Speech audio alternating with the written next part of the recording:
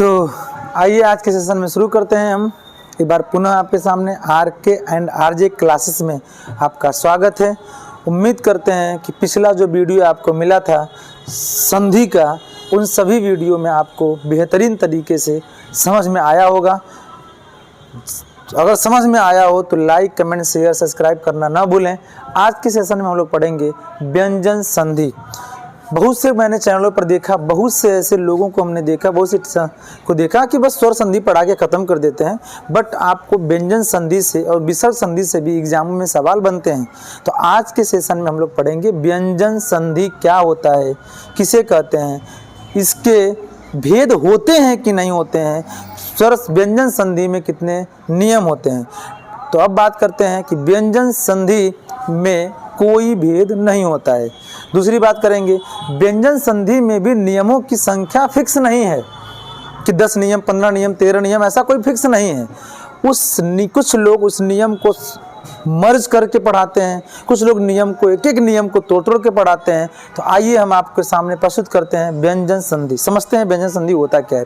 देखिए, व्यंजन संधि किसे कहते हैं, इसका अर्थ की बात किया जाएगा तो व्यंजन संधि में सबसे पहले आपको बताया गया था कि वर्णों के मेल को संधि और वर्णों के सार्थक विच्छेद को संधि विच्छेद कहा जाता है। तो व्यंजन संधि उसे कहेंगे जब किसी भी, इसका तात्पर्य हो गया कि प्रथम शब्द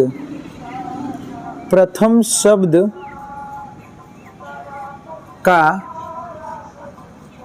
अंतिम वर्ण, प्रथम शब्द का अंतिम वर्ण क्या रहे, व्यंजन।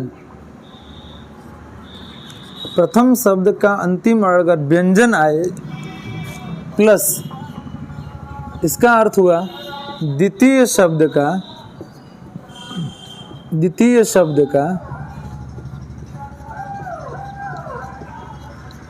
प्रथम वर्ण, द्वितीय शब्द का प्रथम वर्ण या तो व्यंजन हो या स्वर हो, कोई भी हो। पहले वाले में व्यंजन होना कंपलसरी है, दूसरे में क्या हो, व्यंजन स्वर हो। तो मिलकर अगर व्यंजन आए, अगर व्यंजन बने तो उसे हम व्यंजन संधि कहते हैं। जैसे एक उदाहरण के समक्ष आपको प्रस्तुत करके मैं बताता हूँ। अब बात करेंगे, कोई शब्द हमने ले लिया, जैसे कोई शब्द हमने ले लिया जगदीश। क्या ले लिया हमने, जगदीश। जगदीश शब्द का अगर संधि विच्छेद किया जाए, पूछे कौन सी संधि होगी, तो हम बताएंगे व्यंजन संधि। लेकिन अगर ये सवाल बने कि जगदीश का संधि विच्छेद क्या होगा, तो इसका संधि विच्छेद होगा जगत धन ईश। अब बात करेंगे कि कैसे हुआ अपनी जगह, नियम पढ़ाएंगे तो आपको बताएंगे। बस इतना जानिएगा, जगदीश का संधि विच्छेद होता है जगत धनीश। तो अब देखिए, जो पहला शब्द यहाँ पर जगत है, 2 शब्द में टूटा है ना, प्रथम शब्द का अंतिम वर्ण व्यंजन। अब देखिए, अगर यह सिर्फ त होता तो व्यंजन नहीं होता, इसमें स्वर भी है, जबकि इसके नीचे हम हलंत लगा दिए। हलंत लगाने का मतलब कि स्वर इसमें नहीं है, अर्थात मूल रूप से क्या बच गया, व्यंजन। अर्थात तो यहाँ पर क्या है, व्यंजन है। तो जगत में तो व्यंजन आ गया, और द्वितीय शब्द के प्रथम में या तो व्यंजन होगा या तो स्वर होगा। अर्थात यहाँ पर है क्या, स्वर। अर्थात यहाँ पर है आपका व्यंजन और यहाँ पर स्वर, और दोनों मिलकर देखिए त और ई, दो त के स्थान पर क्या हो गया, द, और ई के साथ मिलकर क्या बन जाएगा, दी।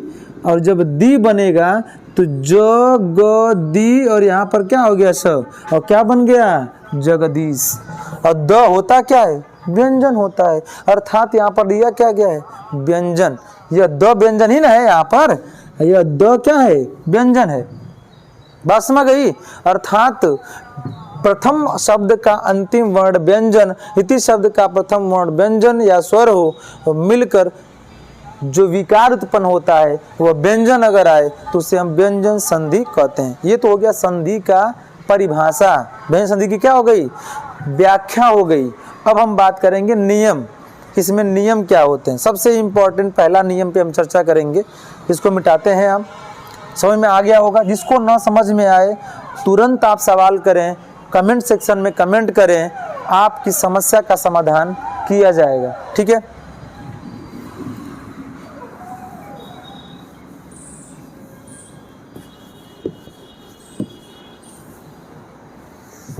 चलिए अब बात करते हैं। यहाँ पर हमने लिखे हैं अब नियम 1 हम लोग पढ़ेंगे। नियम 1, नियम 1 क्या होगा। नियम 1 में यह बात कही गई है, वर्गों का पहला वर्ण, वर्गों का पहला वर्ण प्लस, मतलब प्रथम शब्द के, जो प्रथम शब्द होगा उस प्रथम शब्द के अंत में वर्गों का अगर पहला वर्ण आ जाए, बात समझ गई ना। वर्गों का पहला वर्ण अगर आए और दूसरे शब्द के प्रथम में क्या आना चाहिए, तो वर्गों का तीसरा चौथा वर्ण आए। वर्गों का कौन सा आए, तीसरा चौथा वर्ण आए, या य र ल वो आए, या इसके अलावा भी क्या क्या आ सकता है। इसके अलावा अगर कोई स्वर आ जाए, इसके अलावा अगर कोई स्वर आ जाए तो यह मिलकर, अब यह मिलकर बनेगा क्या, तो वर्गों का तीसरा वर्ण। 3 वर्ण नहीं लिख सकते हैं हम, वर्गों का तीसरा वर्ण हो जाता है। अब समझेंगे क्या होगा। अब बात करेंगे, यह सब जो आएगा यह प्रथम द्वितीय शब्द के सब किस में आएंगे, प्रथम में आएंगे। ठीक है ना। अब बात करते हैं वर्गों का पहला वर्ण कौन कौन सा होता है। तो वर्ग कुल होते हैं 5, क च ट त प। वर्गों का पहला वर्ण क्या हो जाएगा, क च ट त और प। यह वर्गों का चौथा हो गया, वर्गों का ये हो गया पहला वर्ण, क च ट त प। अब बात करेंगे कि वर्गों का तीसरा चौथा कौन सा होता है। तो वर्गों का तीसरा हो जाएगा ग ज ड द ब। यह कौन सा हुआ, वर्गों का तीसरा हुआ। ऐसी चौथा कौन सा होगा, तो ग के बाद कौन सा आएगा, घ, उसके बाद कौन सा आएगा, झ, उसके बाद ड ढ, उसके बाद क्या आएगा, ग घ ज झ ड ढ द ध, उसके बाद आएगा ब भ। ये सभी कोई भी अगर वर्ण आ जाए, य र ल व आ जाए, तो कोई स्वर आ जाए, तो वर्गों का तीसरा अर्थात ग ज ड द ब हो जाता है। अब यह तो हो गया नॉर्मल, यह हो गया नियम। अब नियम में सबसे पहला हम फॉलो करेंगे, और किसको फॉलो करेंगे, क वर्ग को। क वर्ग का क्या होगा, तो क वर्ग के नियम की अगर चर्चा किया जाए कि क वर्ग में नियम जो बनेगा, तो आपको बता ही चुके हैं कि क वर्ग के उदाहरण की अगर चर्चा करें, तो क वर्ग में उदाहरण हमने एक लिख दिया वागीश। क्या लिख दिया, वागीश। अब बात करेंगे, वागीश यहाँ लिखा गया है, तो वागीश में यहाँ पर जो शब्द लिखा गया बताइए, ग। अब ग किस वर्ग में आएगा, ग किस वर्ग में आएगा, तो ग आपका आएगा टोटल, जो ग आएगा वह देखिए वर्गों का तीसरा आ रहा है। अब ग आने का मतलब है कि पहला शब्द किस में टूटेगा, क वर्ग में, अर्थात यहाँ पर हो जाएगा वाक, धन। अब ग में कौन सी मात्रा लगी है, बड़ी की, तो इसमें मैं बहुत पहले पढ़ा चुका हूँ, आपको वीडियो देखे हो तो मिला होगा। इंद्र में छोटी, ईस में बड़ी, उदय में छोटा ऊ, ऊर्जा में बड़ा ऊ, ये सभी आपको बताया गया था।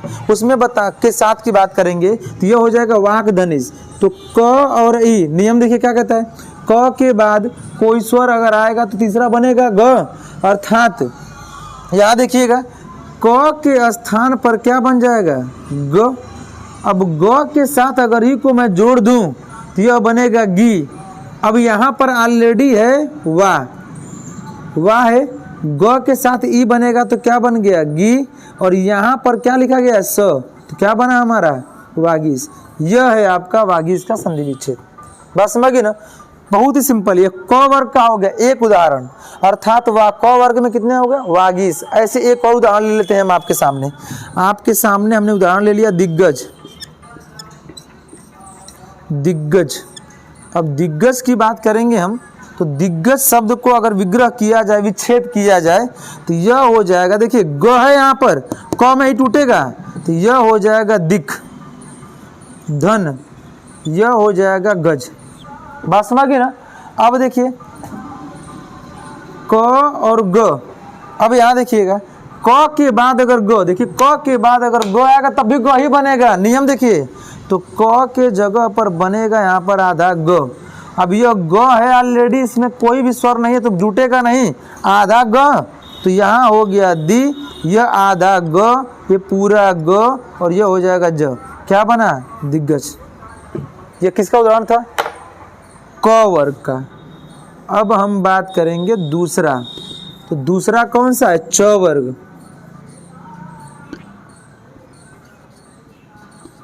च वर्ग की बात करेंगे, तो च वर्ग की चर्चा अगर किया जाए तो च वर्ग का उदाहरण क्या होगा, तो च वर्ग का उदाहरण जैसे मैं लेता हूं, अजंत।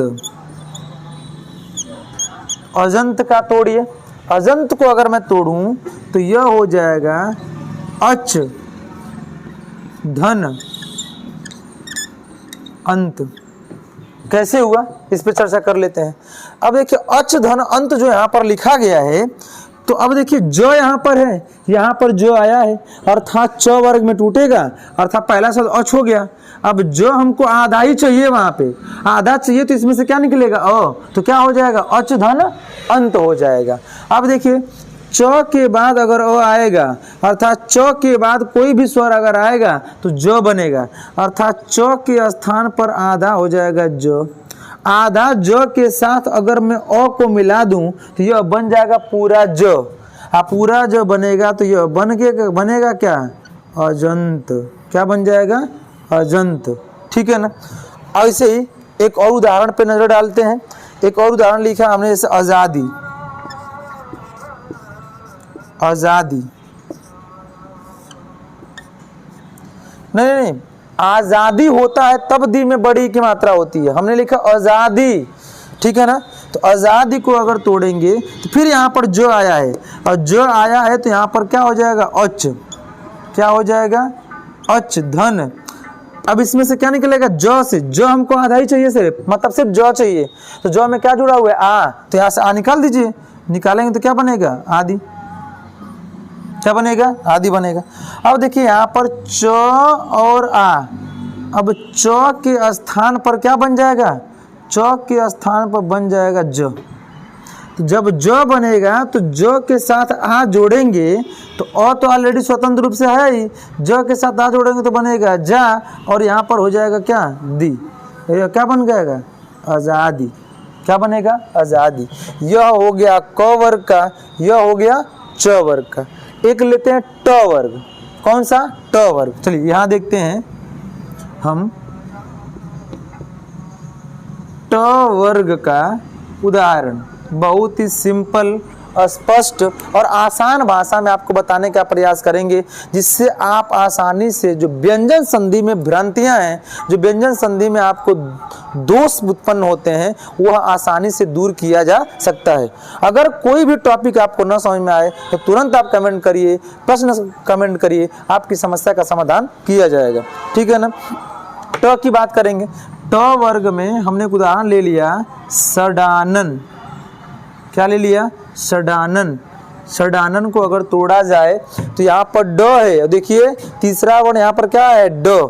ड आने के लिए किस में टूटेगा बताइए, ट वर्ग में, अर्थात यहाँ पर हो जाएगा सट धन आनन। क्या हो जाएगा, सट धन आनन। कैसे हुआ तो देखेंगे, ट के बाद अ, तो ट के बाद अगर कोई स्वर आएगा तो यह बदल जाएगा ड में, और ड के साथ आ जोड़ेगा तो यह बनेगा का, डा। और जब डा बनेगा तो यहाँ पर हो जाएगा षडानन। क्या हो जाएगा, षडानन। ऐसे ही ये तो हो गया षडानन, अजंत, आजादी, षडानन। ऐसे एक शब्द लेते हैं, षड दर्शन। बनाइए सब लोग, तो बनाइए षड दर्शन। बहुत ही सिंपल है, आसानी से बना सकते हैं आप लोग जी। बनाइए, षड दर्शन का क्या होगा जी, इसमें हलंत रहेगा, हाँ ऐसे रहता है, षड दर्शन।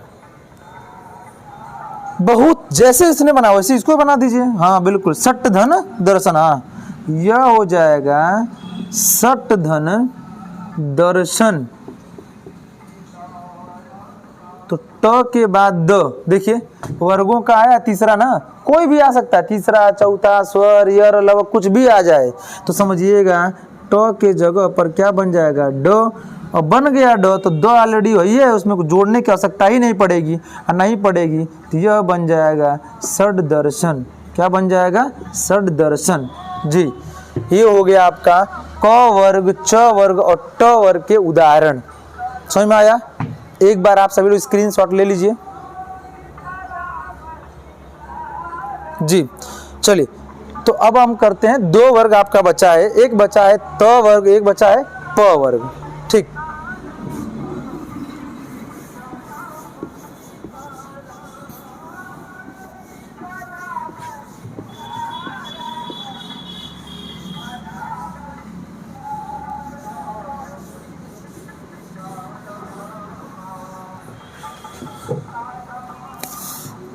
त और प वर्ग का देखते हैं, बहुत ही सिंपल आसान। त वर्ग का उदाहरण देखते हैं। त वर्ग आपका चौथा होगा, ठीक है ना। त वर्ग के उदाहरण की बात करेंगे तो मैं अभी बताया था, बहुत ही सिंपल उदाहरण आपके सामने लेके आ रहे हैं, जो आपको बताने में एकदम, अगर ध्यान से पढ़ते हैं तो गलती कभी नहीं होगा। हमने लिख दिया सदाचार। क्या लिखा है, सदाचार। बनाइए, त वर्ग का उदाहरण है, तो त वर्ग का उदाहरण हमने लिया तो वर्गों का तीसरा तो आना चाहिए। सदा आया है, देखिए यहाँ पर जो द आया हुआ है, यहाँ पर भी तो द आया हुआ है, द ही चाहिए हमको, अर्थात यह हो जाएगा सत धन। अब देखिए द में क्या निकलेगा, तो आ, तो क्या हो जाएगा, आचार। आचार नहीं, अचार नहीं, अचार खाने वाला हो जाएगा अचार, यहाँ हो जाएगा आचार। अब देखिए त के बाद आ आया तो त के स्थान पर क्या बन जाएगा, द। अब देखिए त के स्थान पर द बनेगा, तो द को हम आ से अगर जोड़ेंगे तो यह बन जाएगा क्या, सदाचार। क्या बन जाएगा, सदाचार जी, सदाचार। एक और उदाहरण लेते हैं, बनाइए। अभी हमने बनाया था, चलिए बनाते हैं। उद्योग। देखिए लिख तो देते हैं हम लोग ऐसे उद्योग, लेकिन इसको आप चाहें तो ऐसे भी लिख सकते हैं,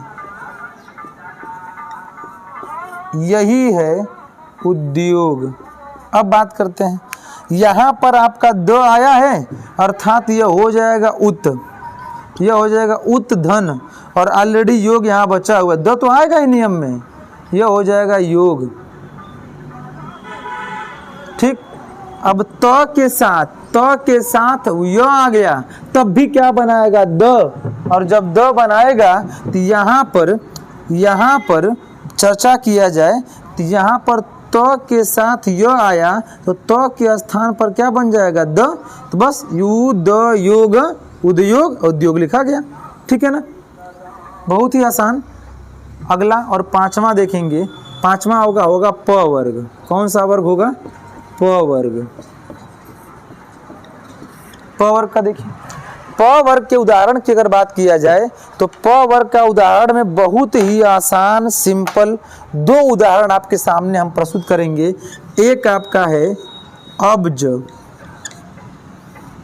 अब्ज को अगर तोड़ा जाए, यहाँ पर आधा ब है, अब आधा ब लिखा है तो इसको क्या लिखेंगे, देखिए तो यह हो जाएगा अप धन ज।